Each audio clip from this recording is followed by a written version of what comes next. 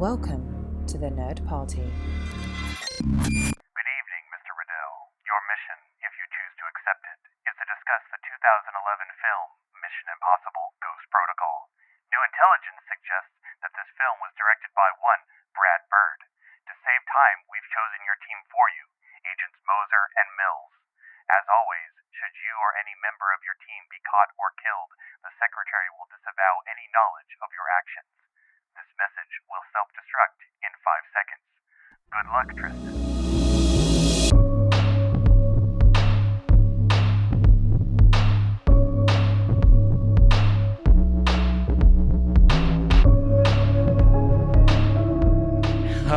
We had to have that intro for discussing Ghost Protocol, and I hope you all are as jazzed to talk about this entry into the birdhouse. The birdhouse is back. We're all back. We're all here.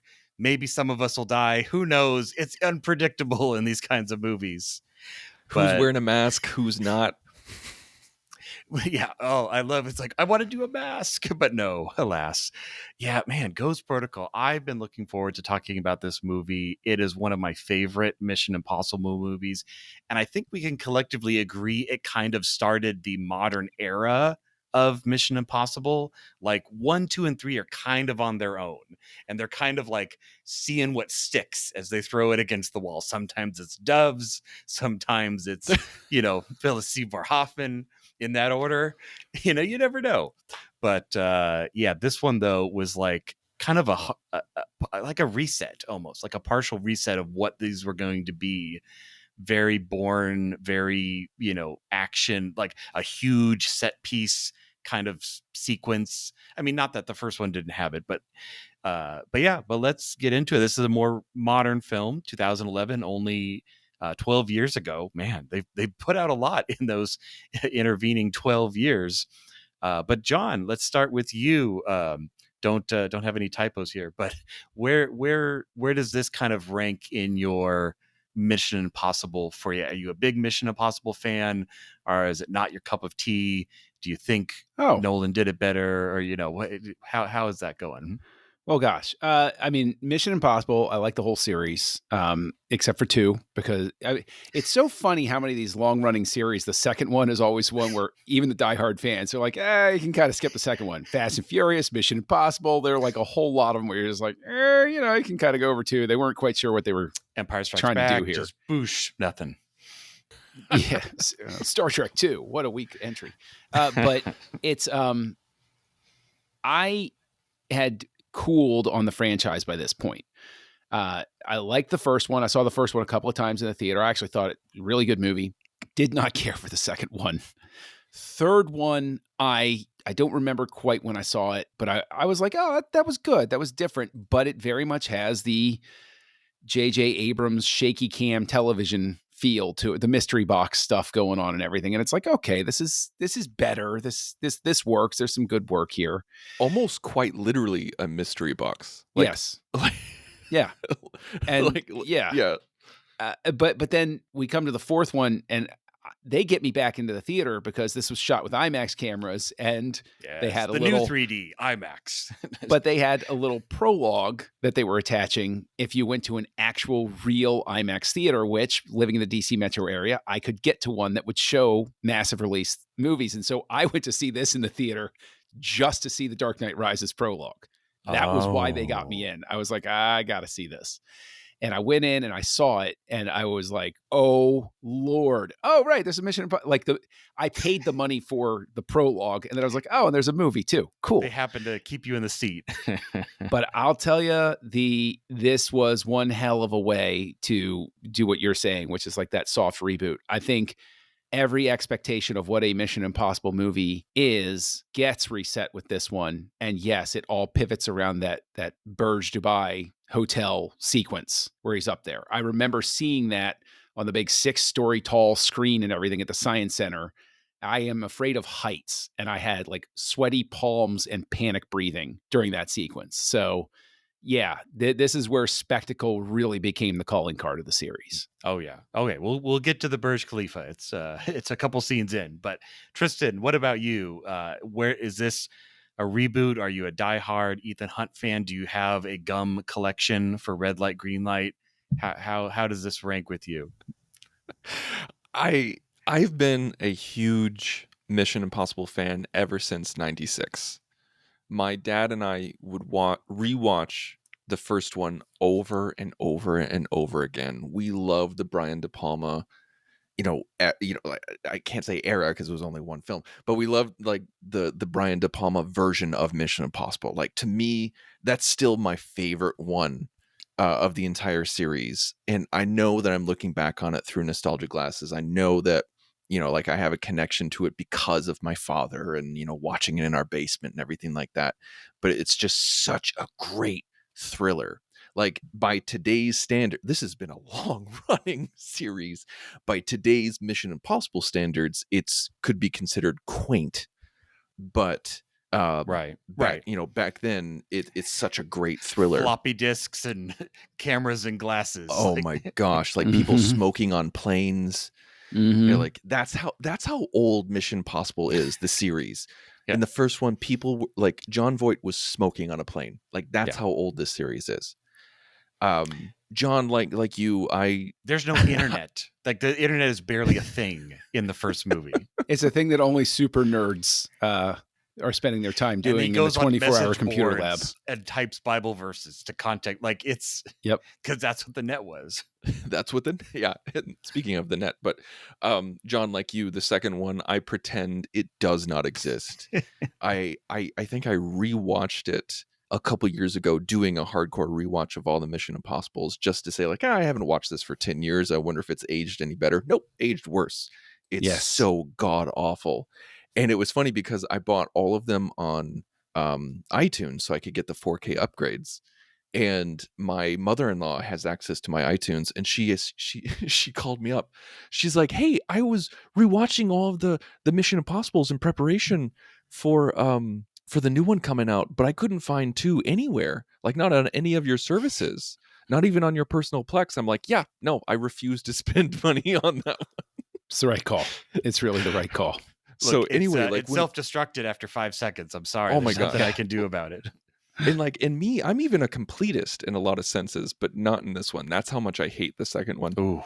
But the third one I saw in the theater, and I was like, holy crap, this is good. Like, I love the third Phyllis one. Seymour Hoffman was pulling out the stops. He really was a delicious bad guy. And even though it was a mystery box where the audience literally had no idea what the rabbit's foot was, I think it worked. And I was actually, Darren, I was actually thinking as I was rewatching Ghost Protocol today, I was like, is 3 the beginning of the modern era and Ghost Protocol defines That's a good question. It's been a while since I've watched 3, so it's hard for me to say. I think John might be right, though, because there's so much shaky cam, there's so many lens flares, it's so JJ. Yeah. That I think 3 might have been a course correction. I mean, but I think Ghost Protocol is indeed the beginning of the modern era. It's the new template. Yeah. Well, and even just the titling, the whole Mission Impossible : title, like, we're not doing numbers anymore. We're like, it's kind of title and no title. Like, those are the eras. Damn it. Yeah, I know. It starts to get a little weird.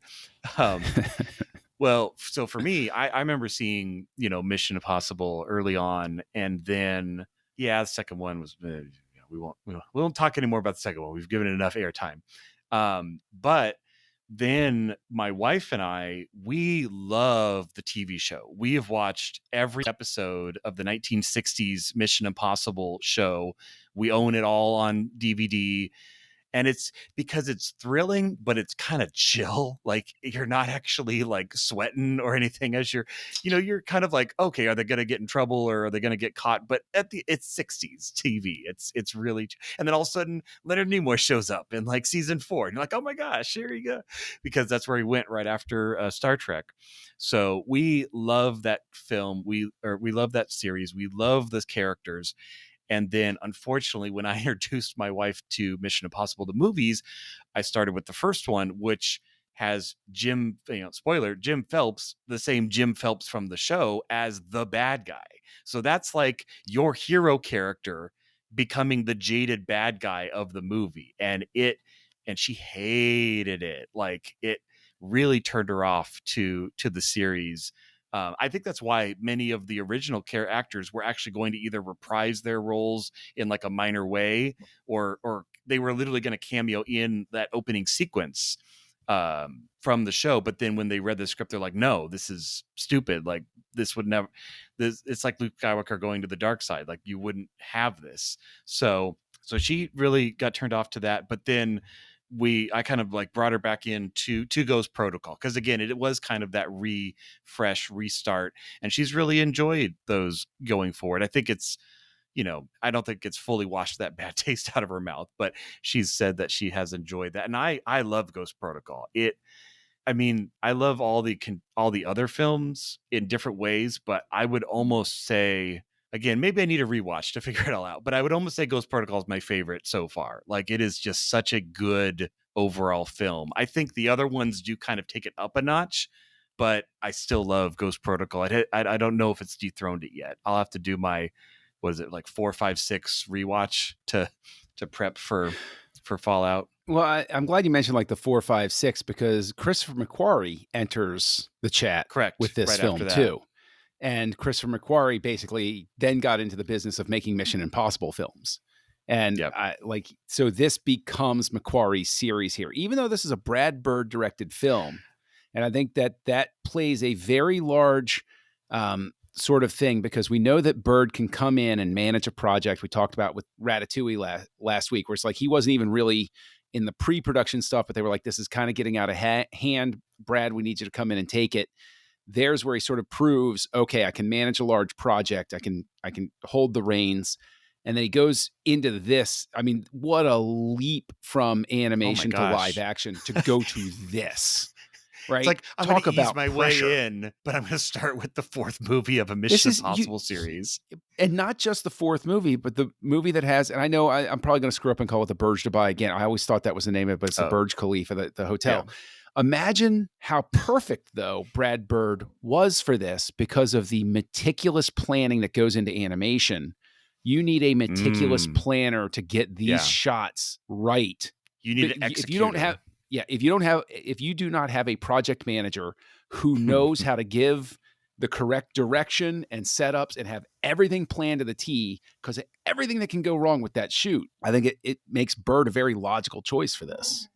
I think that's really astute to mention that, because that's something that we've praised Bird in this House of Bird and everything like that. Praising him for that. But what's crazy, and this is totally JJ's fault, is what's absolutely insane to me is that I think if it wasn't for Brad Bird, I think if they got any other director, I think J.J. Abrams would have tanked this. Yeah. And I'm not saying this out of hate for J.J. Abrams. I'm not some sort of anti-fanboy because of Star Wars and everything like that.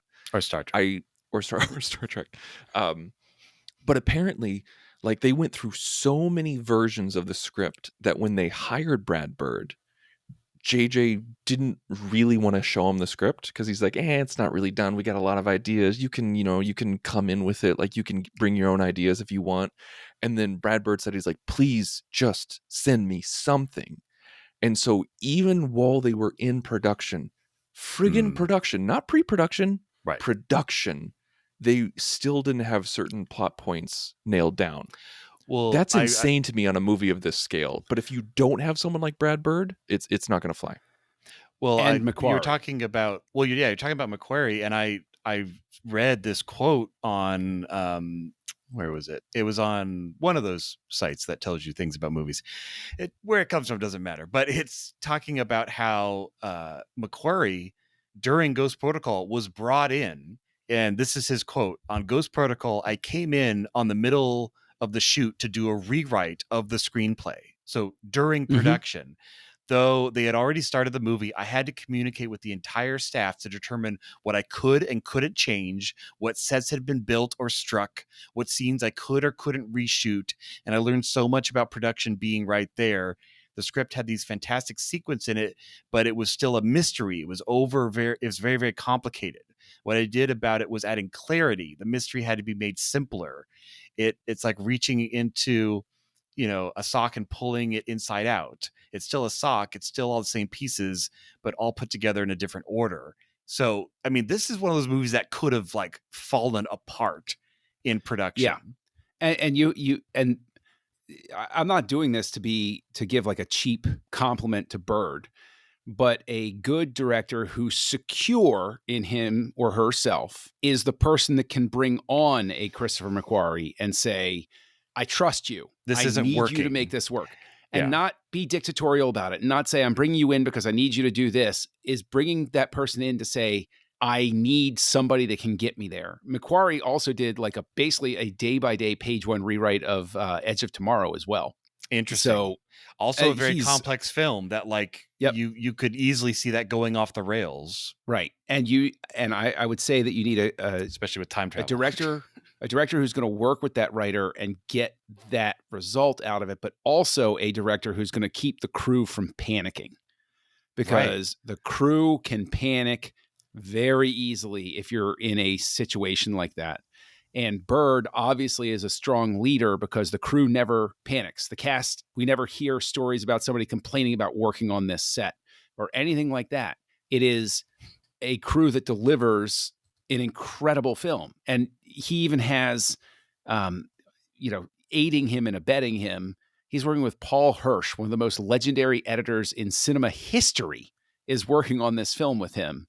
And he's got to communicate with the writers and the cast and the crew and the editor to put something together like this. Now, I would offer back that they didn't resolve everything quite as well as they could have in terms of the script, and the overall flow of everything. Yeah, there are a couple of things. I think in the very beginning, you can still feel a bit of that Abrams-ishness to it, where you have that flip back to you flash back to what you just saw from a different angle, and it's building this intimate story between the two characters sort of thing that feels unnecessarily complicated to everything. But at the same time, it gives motivation for why they kill Lisa Dew later. Okay. But did we need that? No. Exactly. We didn't need that pseudo revenge thing where she's flying off the handle, and because she's not a professional. I always felt that rang hollow, because in that moment where what's her name? Cooper? Starts with a C. Carter. Yeah, because Agent Carter. So there you go. Right, because of Agent Carter, right. When Carter is fighting the French goddess known as Lisa Dew, like Renner comes in and says, "Carter, now!" and kicks her out the window. But then in the very next scene, he's screaming at her, saying, "Why did you do that?" No. I thought he said Carter no. If he said no did or he say now. no? He said Carter no. I think he meant said to be no. Carter no. Like he sees her that about makes to much kick more her. sense. Yeah. That makes so much more sense, fixed because the movie for you, Tristan. There you go.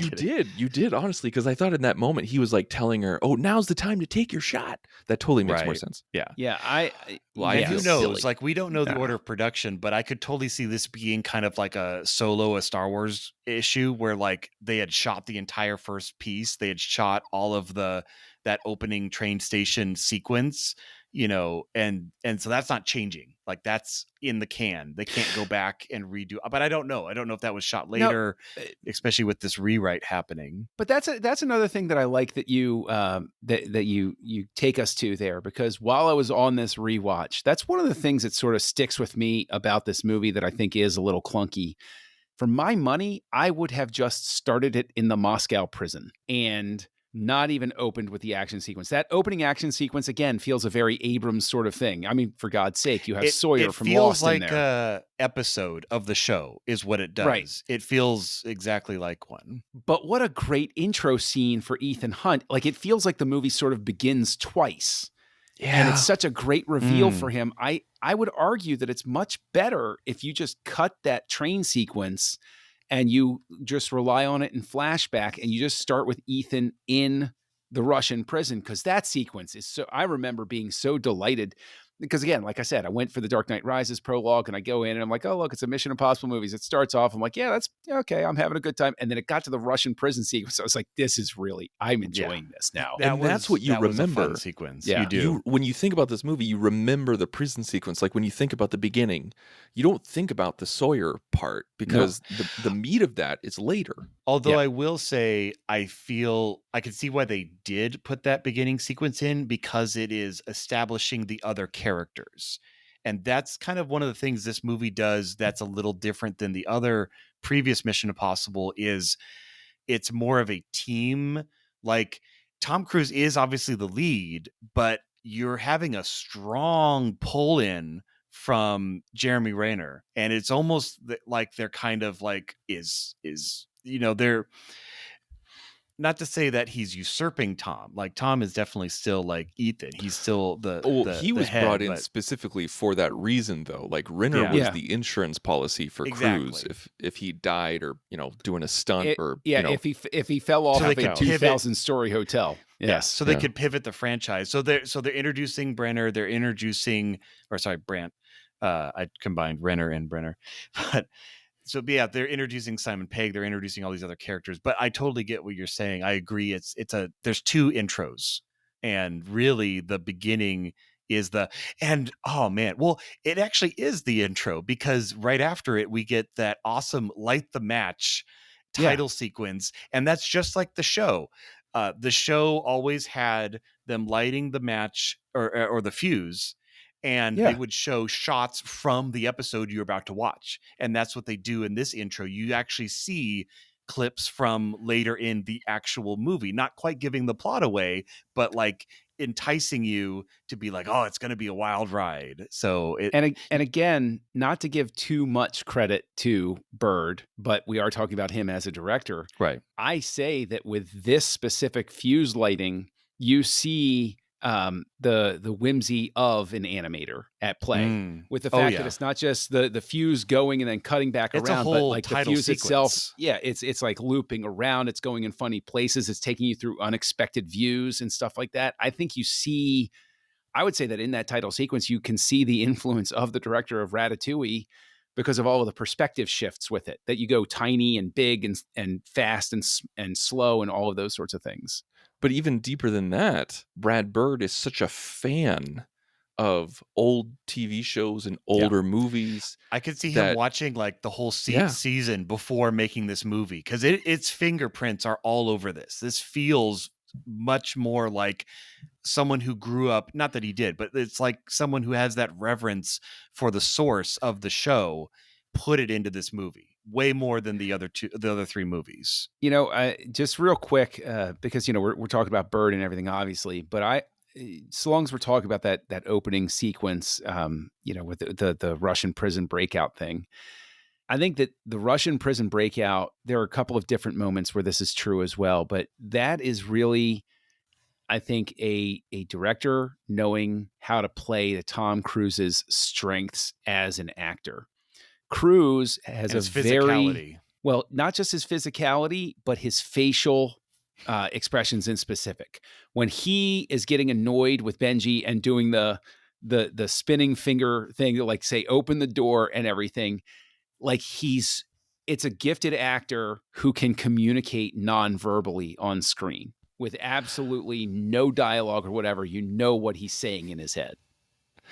What's funny that makes me think of an interesting story with Jay Moore. It's kind of like the opposite of what you're just saying. No, it's in agreement. Yeah. Where Tom Cruise has so much control over his face and his body as an actor that he can even do the opposite. So like apparently during Jerry Maguire, when Jay Moore is sharing a scene with him, as Sugar, he apparently Moore was like leaning a little bit too far to the left and was blocking the camera a little bit with his shoulder, but Cruise didn't want to ruin the take. And so under the table, he's violently shaking his arm to point him to move out of the camera's way, but his face and upper body did not change position in the slightest. He didn't stop emoting or changing his expression whatsoever, but yet was able to communicate to Jay not to ruin the take, even though it would have been fine just to stop and say, move a little bit.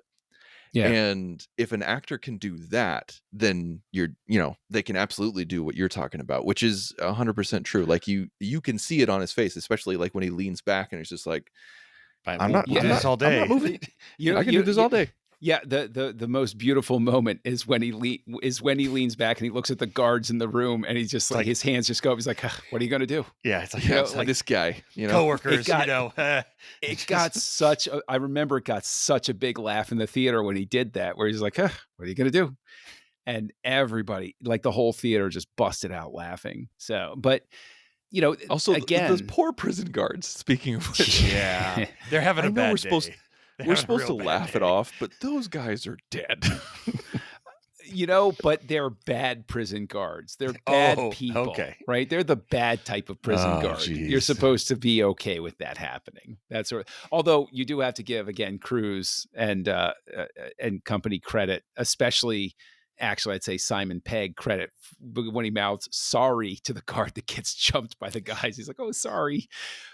But that's another thing where I'll give Bird a lot of credit because Pegg is a gifted comic actor. And he uses him to his fullest. And that is the mark of a great director, is somebody who doesn't let Pegg go too far, who knows when to rein him in and say, I would point specifically to the moment where he says, "Oh, I thought you said we were going to the Kremlin." I thought, and he gets back in. It's like, it would have been funny. I thought you so. said Kremlin. Ha ha. Wait.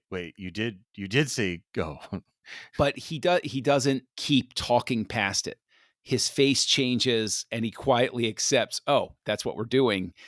Whereas I would say you put Abrams in that director's chair and you have a slightly more over the top. Simon Pegg doesn't shut up and he keeps talking. And it's like that moment is gone. You should have stopped talking. Right. Whereas I think it's one of the best comic moments in the entire film. So, along with their moving hallway bit when his face gets in the camera. Oh, okay. I love that okay. bit. So we can kind of string through the main sequences because like that's really a Mission Impossible movie is these amazing missions like strung together. Of course, we get introduced by the telephone booth exploding when that was Brad Bird as the voice of the recording, the Mr. Hunt, you must choose your mission. And it's already kind of showing like, IMF isn't really have the full budget right now. Like things are getting a little rusty and a little. This is their Russian budget. That's what I took it as. Yeah. This phone's been here since 1962. We're lucky it's still working. It's been blown up a few too many times, but I love the Kremlin. I love the hallway sequence. It is such. And that's the best thing I think about Mission Impossible movies in general, from the show to the movies or anything.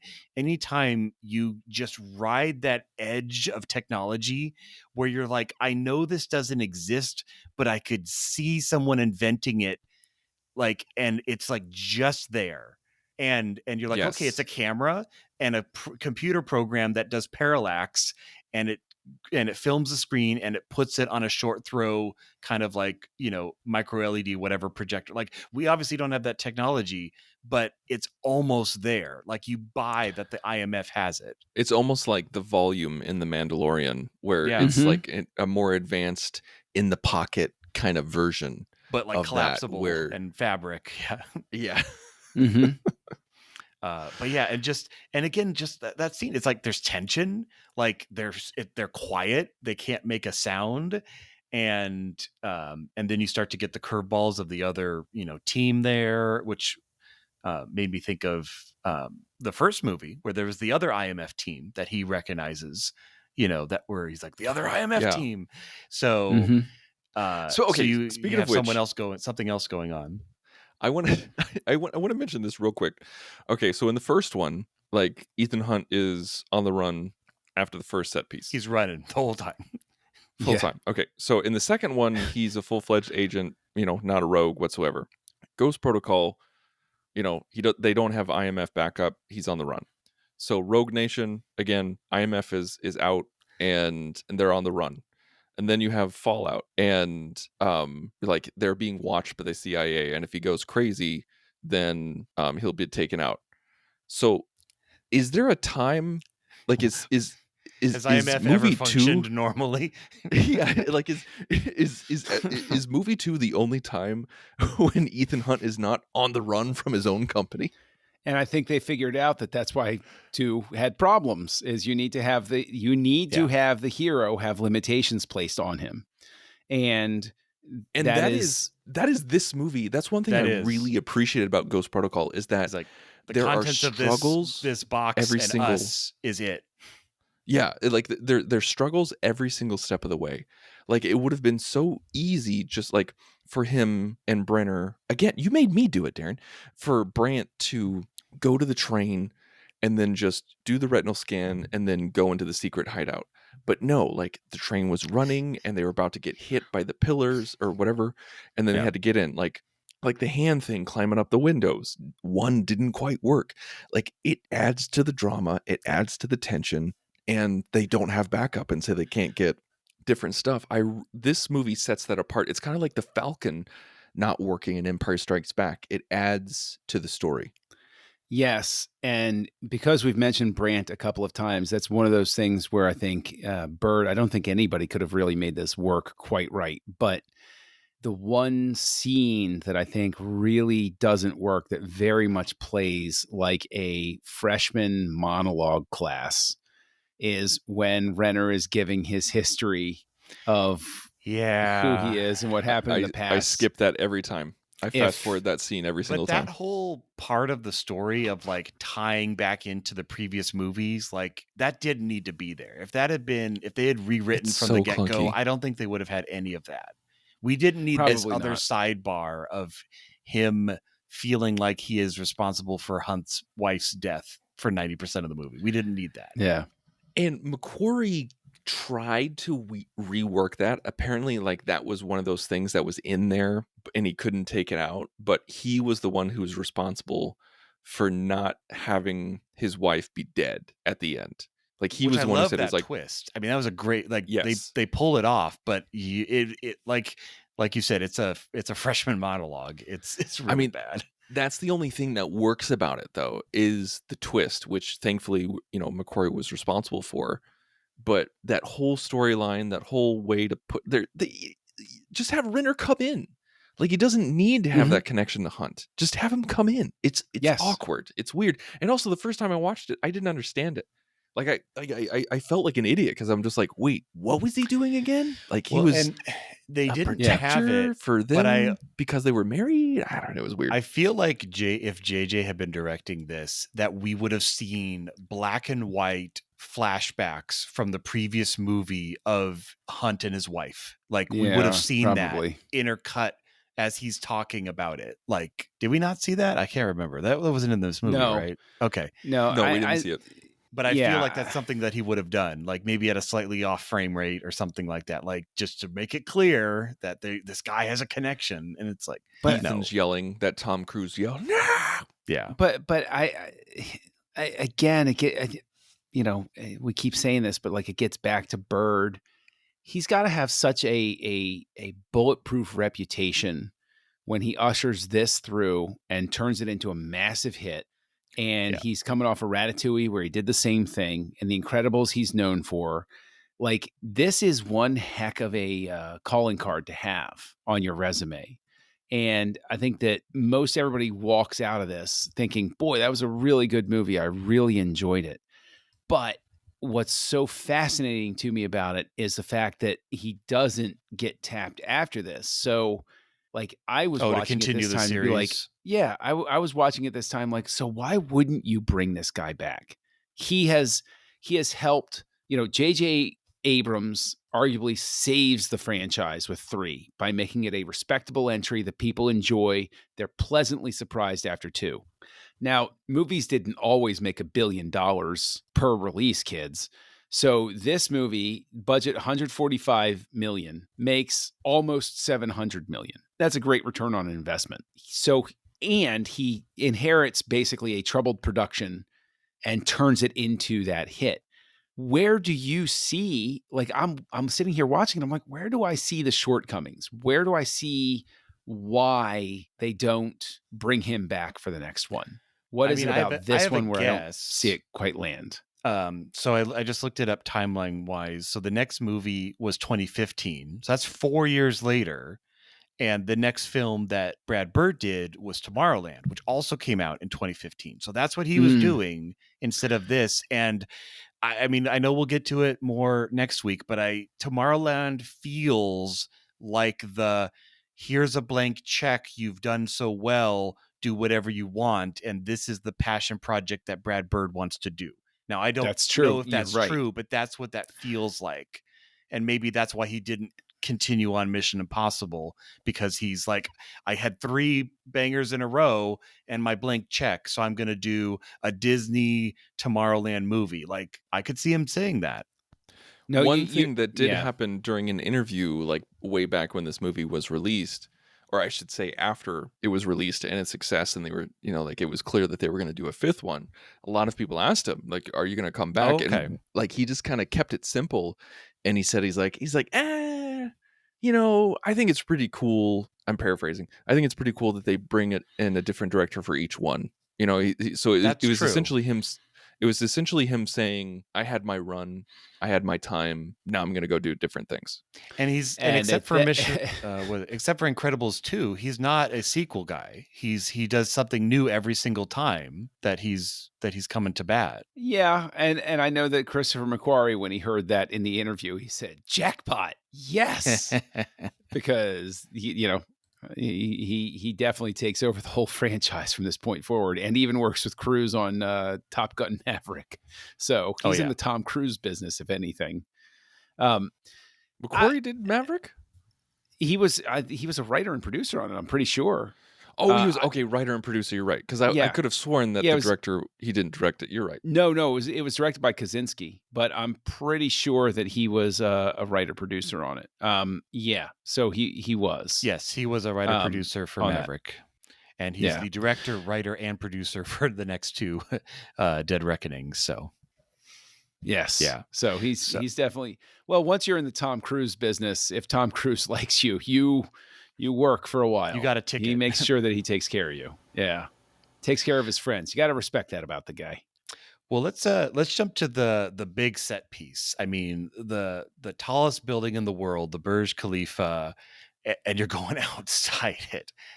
This sequence was, man. And so I'm trying to think. So John, you said you saw the Dark Knight teaser right before Dark this? Knight Rises teaser. Okay. Yeah. So the third one. So that came out after. Yeah. Because I'm trying to think of other like spectacle movies around this time. And like, I feel like this kind of just took the ball and went home. It really did. I mean, he's because of Tom's physicality and just obviously there's, support wires and safety and all of that, of course, but he is literally on the outside of this building. It is not like a set in the backyard of some place. I don't care what stunt wires you're putting on me or anything like that. You get me up on that building and you're like, so we're going to do this with all of these stunt wires. I'm going to look at you and going to say, no, we're going to do this with green screen. And you're going to get helicopters. You're going to shoot really good plates. I'm not walking out the outside of this building. You're insane. Yeah. Because good Lord, the height that you are is like, I've done the curvature of the earth high. Like it is so high. I've done the thing in the Sears Tower, whatever it's called now. It'll always be the Sears Tower to me, where you walk out of, whatever, Sears Tower. The Sears Tower. And you walk out there and you're in that little plexiglass thing and you look down and it's nothing underneath you. And I got vertigo. Like I looked down and I was like, oh my God, I'm going to die. And like I had to get out of the thing. Certain things quick. started clenching, didn't it? Yeah, we were recently in Vegas and we went on the Stratosphere, which is crazy high. It is we were on the 108th story. Like, and we looked down and I'm like, oh, that was the mall we went to yesterday. And it looks like a toy. Like it is so high. Yeah, I'm trying to, it's taller than the Space Needle. It's 1,149 feet tall. It's crazy how tall that building is. So yeah. So I don't know how tall the Burj Khalifa is, but it's even taller. If they strap stunt wires on you, would you be walking around the outside of it? No, I don't think so. No, not a chance. You can skydive off it, but I would never do that. I would. Oh my God. Yeah, I would think I would, like if they had that many wires and protections, everything like that, I would do it. I would have to be so when it's not harnessed just the up climbing, that it would because be there's the climbing ridiculous. scene, but then there's the part Yeah. where he like John McClane's himself on the, with the hose down, and he's like, my life's too short, and then he does the jump spin, and I'm just like, no. But it gets me every single time, even though I know it's coming. It gets me every single time, and this again, I think, is the mark of a good director and writer and everything I know like what you're gonna that. say. Of not quite making it and hitting the upper part of the window frame and going every single time. I jump out of my seat going, oh, like it's so effectively done. It's so well cut. It's so perfectly sound shot. Effect, everything. It comes together so incredibly perfectly that that is, and the thing is, it gets you to buy in to the insane things that he's doing. It's the Die Hard principle, where if you put dirt on his shirt and he gets a cut on his arm, you're like, oh well, yeah, okay, it's realism. It's realism. Yeah. He's He not didn't walk away unscathed. unscathed. Well, and it's he like, limps the fact after that somebody cracks his knee. Yeah, he hits the top, and then it's like, no, what he should have done is been like pop, and then he's gone. He's just falling. Like, that's what really should happen. He's going out, but yeah. It's just like when his knee gets snapped sideways, and he's like, "Oh, I'm limping." I'm like, "No, you're not moving anymore. You're not. You're screaming. You're down for the You're count. screaming." Yeah. So during that sequence, apparently, they of course practiced it for months, and they did it in like an airplane hangar and did the whole swing around and everything like that. So, like Brad Bird's up there, some producers are up there and everything like that. And, Tom Cruise is getting ready to do the jump, where he swings out, where he does the Die Hard thing and swing out and everything like that. And they're all like super nervous, of course, and they're all, wearing helmets and whatnot. And then Tom Cruise does it. The first time he does it, he wangs his head right into the window. And they all look at each other like, we are horrible filmmakers. This was a horrible decision. What are we doing? Why are we doing this? This is stupid. And then, Tom Cruise shakes it off because he's Tom friggin' Cruise, and then does it a second time and does it perfectly.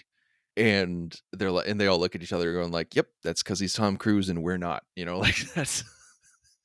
There's honestly, and I know that people have different problems with, blah, blah, blah, but like Tom Cruise he has only ever existed in this film reality for basically the entire time I've been alive. Yeah. And it's one of those things where his reputation is well earned because he does not understand reality the way that the three of us do, or anybody listening to this does. There's one of those things where I almost think like he's like Pinocchio, where if you turn him into a real boy, he would freak out and be like, how does the world work? Like there's some sort of like bubble he lives in that is all about marks and production and writing and everything like that I think that like a normal person wangs their head on the window and they're like, oh I got to go to the hospital. I got to do all of those sorts of things. But he's so programmed as I missed a mark, must redo that I think there's like almost like a part of his brain that's like, you didn't feel anything. You have to get the next take. You didn't. And I think what's going to happen is after they wrap on Dead Reckoning Part 2, his brain's going to say, oh, you're done. We got decades to catch up on, bro. And he's going to like wind up in a hospital bed somewhere. Like even in Rogue Nation, in the next one, like he does a huge jump, and then misses the ledge just by a little bit and shatters his ankle. Mm-hmm. But he kept on running and they were able to use the take. Oh my gosh. Yes. Because he had to get He's the Tom take, Cruise, and then he collapses, and it's like, okay, now you can tend to my ankle. And then in the next one, he's like, oh, well, the only way I can do this is if I learn how to fly a helicopter. So I'm going to learn how to fly a helicopter. But going back to Ghost Protocol, like speaking of that stunt, the insurance company said, we're not going to insure you for this stunt. And so with Tom Cruise thinking, he said, okay, we'll fire the insurance company then. Right. I'll pay for it myself. Yeah. And they got another insurance company that would say yes. It's just, I don't know, man. I don't know. It's so crazy. I mean, when you think about, though, the fact that this series becomes known from Ghost Protocol forward as the crazy stunt series, Right. right? The spectacle. There's a reason that, for instance, a lot of people draw, not just me, draw comparisons between like Fast and Furious and Mission Impossible. They're both running about the same time. They're both doing the same sort of like crazy over the top stunts, but Fast and Furious does exactly what I would do, which is, yeah, you can do that with computers, right? Whereas Right. Mission Impossible is a much more revered franchise because it's well known. And I mean, I got to put the question out there, As like, much as possible, he's doing everything. but is it really? I mean, I think yes, it is in fact that noticeable that it's not fake. Because like when the Kremlin blows up, you look at it, you're like, yeah, it looks like CG. Yeah, that's a panoramic CG. Yeah. Yeah. But Well, I mean, why didn't they go through the effort of blowing up the actual Kremlin? You know, like it's just like, don't half-ass things, guys. yeah, I know, right? Like go in for a penny, in for a pound. Let's go all the way here. But it is something to be said. I mean, I'm a big defender of using CG. I don't mind it. I like it. And when it's done well, it's terrific. But this really is a testament to the fact that audiences appreciate it when the real stunts happen. Yeah. You know? Well, your brain, whether you know it or not, your brain recognizes the difference. And we could go on and on. It's just about like that, how your and we mind have. can recognize a CG character still. There's like those million tiny micro movements in the face that we pick up on as real or not. And it's the same, I think, for visual effects that, you know, even if they're painting out a safety wire or whatever, like we can tell like this is real. Like, and it's thrilling. It's really thrilling. All right, as we're rounding third in this movie, yeah, the end, like it does kind of get away from itself. The plot is very much like, well, okay, we have to get the code and we have to stop the satellite, but we have to do that. Like there's a lot that happens in that third act. Like it is like go boom boom boom boom boom boom, and then you have the parking lot, the parking garage scene, which I still think is hilarious, where he's like, well, fastest way to get to the bottom is buckle up and trust the airbags. I'm like, not a In bad the idea. Ethan Hunt world, It's that was so the safest option. Yeah. Honestly, This is the guy who red light green lights a fish tank to get away. Like this is exactly what he does. As somebody who recently went through a getting rear-ended, I can tell you that just the way he gets out of that car, I'm kind of like, I don't know. It doesn't And this seem is like there after was his like, knee's been kicked out. Remember, yeah, it still happened. And then in the final scene, he's just walking around. He's like, oh, he's had time to heal. I'm like, no. You're in traction for a long time, bro. Yeah. Like They're like hospital. there's a lot happening. Yeah. Do you guys, I mean, slight sidebar, do you guys feel the French inspector, like, was that a lot of convoluting? Because like I got why it was there, but kind of thinking about it, like it's a lot to put in this side character that he didn't really need someone who was also chasing him down. Like the you mean bad the guys Russian were inspector? Yeah, the Russian Sorry, guy. Yeah. that's what I meant. The Russian inspector. Yeah. I was fine with it. I don't I mean, think it wasn't he terrible, was... but it's just one more thing. Yeah, it was one more thing that didn't need to be there, but at the same time, I don't think it detracted from anything. I guess the other fact of he's really passive. Like nothing he does. I mean, I know he like handcuffs him in the hospital, but really nothing the inspector does impacts Hunt at all. I mean, I think that he's a useful plot device, and I don't have a problem with that per se. I think that he's a useful plot device in the sense that he shows up at the right times to complicate a situation so that Ethan can, get out of the Do something writing amazing jam that they're in. Yeah, that's true. Yeah, and then Benji's really good at rewiring stuff, and yeah, and again, the end of this movie is on a railroad train just going. It's like Benji's doing this and he's doing that, and we're seeing a missile literally come into reentry, and we're gonna hit the button, mission accomplished, which is just hilarious. Like I love that they like fourth wall break, like you actually said that. Like it's like because they know it's crazy. I do love that happened because like it's so crazy that he said that, and it's so jokey. It's so jokey And the that they music's had playing like the to Mission Impossible theme come right at that back. moment, and it's just Yeah. But the thing is though is that Mission Impossible movies don't know how to end. mm. They don't know how to end. This is probably one of the worst offenders. I take that back. I take that back. Mission Impossible 3 is the worst offender of not knowing how to Yes. end. Because like Ving Rhames, like, air guns in the sky, and like they just show his fiance You're right. They IMF, kind of don't know how to end. You're right. and like Ghost Protocol, everybody's there and they're just like fake laughing, like, wasn't Yeah. that a crazy time we just Yeah. had? Dude, It's these beer people commercial almost ending. died. They totally Yeah. could have died. It's like, yeah, we know. We watched except the for movie, Luther. Benji. Yeah, except for Yes, Luther. he'd Luther Yeah, was like like- this is a common thing in Mission Impossible films. Like even in the first one, like they end it with Ving Rhames on like in him having a beer at a table, and Yep. you're like, this feels weird. And I yeah. mean, the part where he goes into the smoke and disappears is cool, but it doesn't mean that you didn't have that lead up scene of, Fisherman's Wharf like debrief, which is so weird. Yeah, it's yeah. I don't mind the debrief so much as I think that the ending is an animated movie ending of the hero walking into the cloud and literally disappearing felt a little more animated than live action. But Mission Impossible does that a lot, though. Like in the first one, the very end is him on the plane and gets the new mission, and he's watching the new tape. Like that's usually how they really have the end piece where the next mission's always coming. Yeah, I'm trying to think how the shows ended. I think they literally this is like the era of like the freeze frame, like the everybody is like I really expected them to like all high five and freeze frame, and then the credits were gonna roll. Oh man.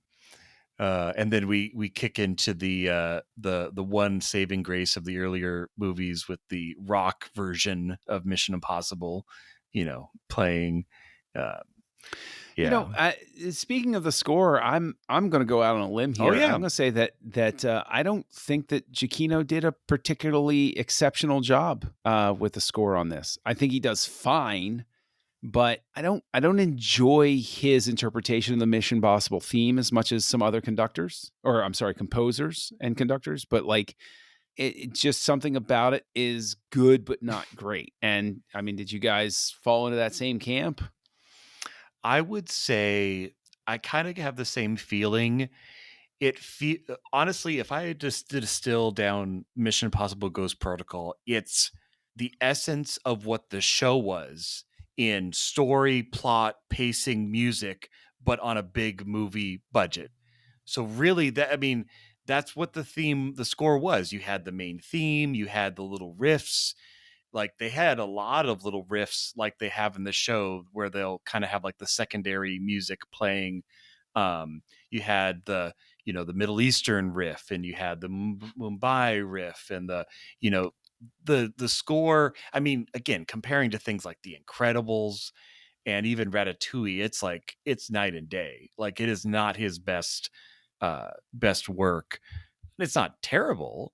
It's he's definitely been paired with Bird a lot at this point, but that's how I feel. It's kind of like TV show plus, and maybe that's doing it a disservice, but it kind of has that vibe overall. Giacchino does great work with scores in general. I just didn't think that his style meshed particularly well with what they're going for here. I think what you're saying, where it's a little bit television plus, I think that works as a criticism in the sense that this feels like a score for like a smaller scale Mission Impossible movie, Okay, right? yeah, Like it's not it there's doesn't no equal big sort of like the bombast grandiose thing moment. Yeah. It's kind of playing it safe. Right. Like Yeah. I look at what Lorne Balfe did with Mission Impossible Fallout. And that's like one of my favorite Mission Impossible scores. And specifically because I love how he uses the Mission Impossible theme in it. And it's one of my favorite treatments of that theme. And so like I would look at that and I would say, if people are trying to look for where my criticism is coming from, where the score's fine, but it's not great. Mission Impossible Fallout, I think, is a great Mission Impossible score. Whereas this is good. It does its job, but it's not, there's nothing particularly outstanding about it. All right. Any other things we missed, or we'll cover them in final wrap up? Bird, I think, made the right call to follow his passion project after this, because I look at Ghost Protocol, and while I enjoyed it and while I remembered it, there's nothing. I mean, the opening credit sequence is the only one where I can point to it and say, I see some Brad Bird in here. The rest of it very much feels like an old school movie, in the sense that the director didn't have a personal style stamp on it. Am I wrong in that? Do you see anything outside of that opening fuse-lit sequence where you see like a Brad Bird film? Which I is would hard because this is his say- first live action. Yeah, I mean, that makes Yeah, it hard. That might be a little bit of an unfair question because this is his live action debut. Like maybe after we see Tomorrowland. I would We- say maybe we how he can- handles playfulness. I say the little moments that are playful, like the fact that the phone booth doesn't fully explode and he's got to like whack it. Like That's true. those feel Some like of that Brad Bird Incredibles and moments, too. And Ratatouille. not that Yeah. only Brad Bird can do playful comedy. Like I'm not saying that, but I feel like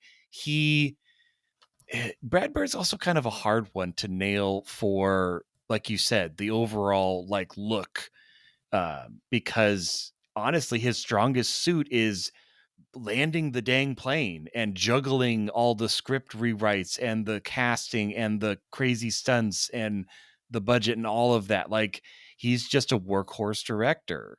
But I think, but especially what Tristan was saying, it's like the first one after an animated career. It's like, what is his live action style? Does he even have one? Like, that'll be really interesting to compare with Tomorrowland. I agree. Yeah. All right. Your missions, you choose to accept it. John, how many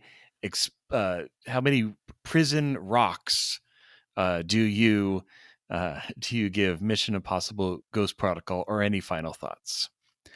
I will give it a 4. It's a solid 4. I enjoy this film. I don't love this film. I think it's a little long. I think that the opening and the ending are a little clunky.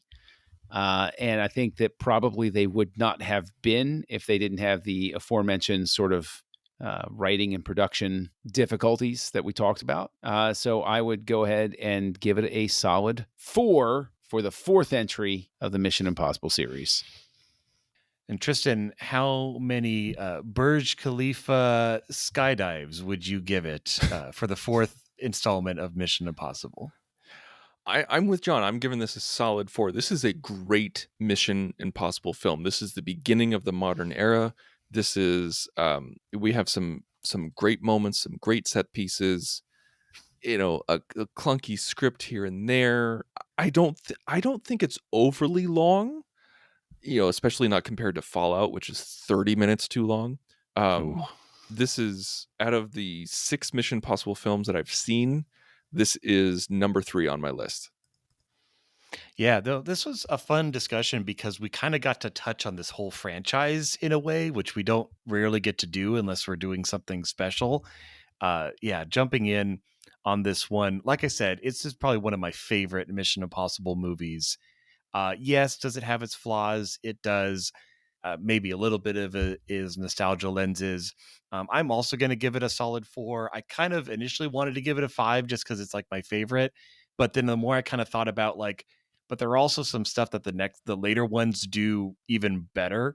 Like maybe it was such a great like offering after the first 3 that we were like, oh my gosh, this franchise can be amazing and look what it can achieve. And then it took it even farther. So it definitely has a lot to say for it, for ushering in this new era. But it does have, I'm really kind of curious what a completely 100% Brad Bird from script to screen would have been. Like if he had brought in McQuarrie and they're like, we're going to make a Mission Impossible. I love the show as a kid and we're going to do it. Like that could have been really interesting. Now, obviously you have Tom Cruise's input and other, factors, of course, because he is the franchise. But So four is all around for Mission Impossible Ghost Protocol. Next week on The Birdhouse, we're going to, as mentioned, possibly Brad Bird's passion project, his blank check, as it was, that he received after Ghost Protocol. But tune in next week. Mission accomplished. Join the revolution. Join the Nerd Party.